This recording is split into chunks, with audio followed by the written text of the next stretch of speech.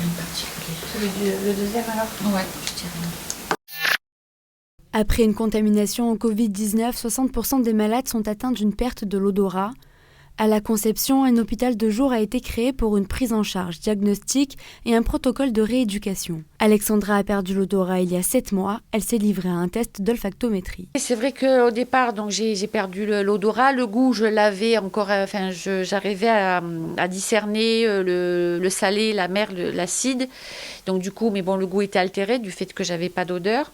Après, on m'avait dit que ça devait durer une quinzaine de jours, mais ça a duré. Les fêtes de Noël, etc. C'est vrai que je sentais pas trop, les aliments, c'était pas trop ça, quoi. J'avais un petit peu de goût, puisque le sucré salé, mais un bon gâteau ou un bon vin, j'arrivais pas à l'apprécier. Voilà, j'appréciais pas tout ce que je pouvais manger. Dans cet hôpital de jour du professeur Michel, les patients passent plusieurs tests et examens. Le patient peut avoir différentes consultations. Premièrement, avec des infirmières pour passer des autoquestionnaires et connaître un petit peu le retentissement de ce symptôme sur leur qualité de vie.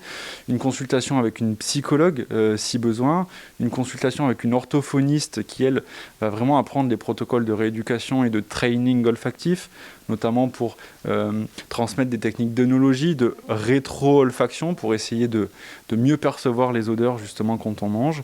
Et puis un médecin fera la synthèse de tous ces éléments et notamment d'examens complémentaires que le patient a également, à savoir un scanner pour savoir si par exemple il y a de l'œdème à l'intérieur du nez, une IRM pour savoir si les bulbes olfactives, qui sont la zone de premier passage des odeurs vers le cerveau, est atteinte, et même un PET scanner qui lui va analyser la fonction du cerveau pour savoir s'il y a ou pas un ralentissement des zones du cerveau qui sont responsables de l'interprétation de l'odorat. C'est aussi beaucoup de travail à faire chez soi. Alors c'est très simple, les protocoles de rééducation, ça consiste à prendre des odeurs naturelles qu'on trouve dans le commerce, thé, café, vanille, aneth, il y a une liste d'odeurs qui est disponible.